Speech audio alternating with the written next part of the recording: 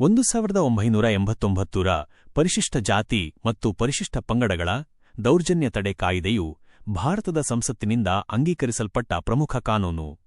ಇದು ಪರಿಶಿಷ್ಟ ಜಾತಿ ಎಸ್ಸಿ ಮತ್ತು ಪರಿಶಿಷ್ಟ ಪಂಗಡ ಎಸ್ಟಿ ಸಮುದಾಯಗಳ ಸದಸ್ಯರ ಮೇಲೆ ನಡೆಯುವ ದೌರ್ಜನ್ಯ, ಕಿರುಕುಳ ಮತ್ತು ತಾರತಮ್ಯದ ಕೃತ್ಯಗಳನ್ನು ತಡೆಗಟ್ಟುವ ಉದ್ದೇಶವನ್ನು ಹೊಂದಿದೆ. ಇದನ್ನು ಈ ಸಮುದಾಯಗಳ ಘನತೆ ಮತ್ತು ಹಕ್ಕುಗಳನ್ನು ರಕ್ಷಿಸಲು ರಚಿಸಲಾಗಿದೆ.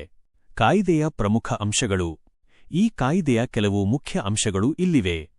ದೌರ್ಜನ್ಯದ ವ್ಯಾಖ್ಯಾನ. ಈ ಕಾಯಿದೆಯು ಎಸ್ಸಿ ಮತ್ತು ಸೈಂಟ್ ಸಮುದಾಯದವರ ವಿರುದ್ಧ ನಡೆಯಬಹುದಾದ ವಿವಿಧ ರೀತಿಯ ಅಪರಾಧಗಳನ್ನು 42 ಬಗೆಯ ದೌರ್ಜನ್ಯಗಳು ಸ್ಪಷ್ಟವಾಗಿ ವ್ಯಾಖ್ಯಾನಿಸಿದೆ.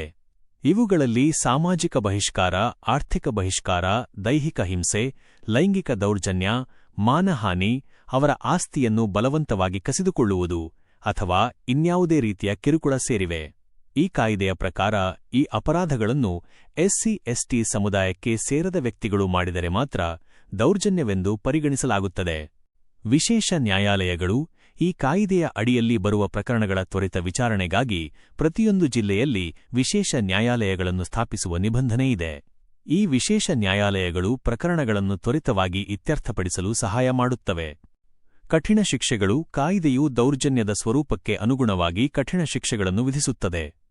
ಅಪರಾಧಗಳಿಗೆ 6 ತಿಂಗಳ ಜೈಲು ಶಿಕ್ಷೆಯಿಂದ ಹಿಡಿದು ಮರಣದಂಡನೆಯವರೆಗೂ ಶಿಕ್ಷೆ ವಿಧಿಸಲು ಅವಕಾಶವಿದೆ. ತನಿಖೆ. ಈ ಕಾಯಿದೆಯಡಿ ದಾಖಲಾದ ಪ್ರಕರಣಗಳ ತನಿಖೆಯನ್ನು ಉಪ ಪೊಲೀಸ್ ಅಧೀಕ್ಷಕರು, ಡಿವೈಎಸ್ಪಿ ಅಥವಾ ಅದಕ್ಕಿಂತ ಮೇಲಿನ ಹಂತದ ಅಧಿಕಾರಿಗಳು ನಡೆಸಬೇಕು ಎಂದು ಕಡ್ಡಾಯಗೊಳಿಸಲಾಗಿದೆ. ಇದರಿಂದ ತನಿಖೆಯು ನಿಷ್ಪಕ್ಷಪಾತವಾಗಿ ಮತ್ತು ಸೂಕ್ತ ರೀತಿಯಲ್ಲಿ ನಡೆಯುತ್ತದೆ. ಪರಿಹಾರ ಮತ್ತು ಪುನರ್ವಸತಿ.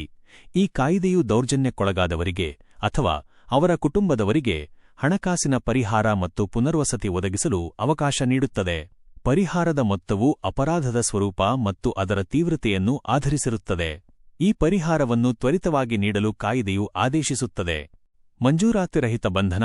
ಈ ಕಾಯಿದೆಯ ಅಡಿಯಲ್ಲಿ ಗಂಭೀರ ಪ್ರಕರಣಗಳು ದಾಖಲಾದರೆ ಪೊಲೀಸರು ಆರೋಪಿಯನ್ನು ಬಂಧಿಸಲು ಮೇಲಧಿಕಾರಿಗಳ ಪೂರ್ವಾನುಮತಿ ಪಡೆಯಬೇಕಾಗಿಲ್ಲ.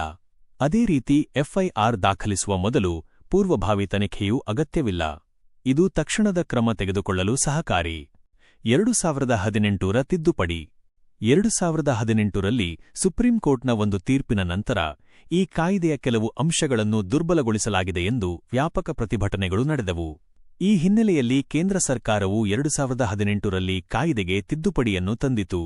ಈ ತಿದ್ದುಪಡಿಯ ಮುಖ್ಯ ಉದ್ದೇಶ ಸುಪ್ರೀಂ ಕೋರ್ಟ್ನ ತೀರ್ಪಿನಿಂದಾಗಿ ಕಾಯಿದೆಗೆ ಉಂಟಾಗಿದ್ದ ದುರ್ಬಲತೆಯನ್ನು ಮರಳಿ ಸರಿಪಡಿಸುವುದು.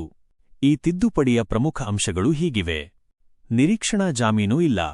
ಈ ಕಾಯಿದೆಯ ಅಡಿಯಲ್ಲಿ ಆರೋಪಿಗೆ ನಿರೀಕ್ಷಣಾ ಜಾಮೀನು, ಆಂಟಿಸಿಪೇಟರಿ ಬೇಲ್ ಪಡೆಯಲು ಅವಕಾಶವಿಲ್ಲ. ಪೂರ್ವ ತನಿಖೆ ಅಗತ್ಯವಿಲ್ಲ. ಎಫ್ಐಆರ್ ದಾಖಲಿಸುವ ಮೊದಲು ಯಾವುದೇ ಪ್ರಾಥಮಿಕ ತನಿಖೆ ನಡೆಸುವ ಅಗತ್ಯವಿಲ್ಲ.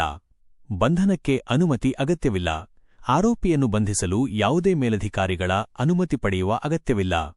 ಈ ತಿದ್ದುಪಡಿಗಳು ದೌರ್ಜನ್ಯಕ್ಕೊಳಗಾದವರಿಗೆ ನ್ಯಾಯವನ್ನು ತ್ವರಿತವಾಗಿ ಒದಗಿಸಲು ಮತ್ತು ಕಾಯಿದೆಯ ದುರ್ಬಳಕೆಯನ್ನು ತಡೆಗಟ್ಟಲು ಸಹಕಾರಿಯಾಗಿವೆ ಎಂದು ಪರಿಗಣಿಸಲಾಗಿದೆ.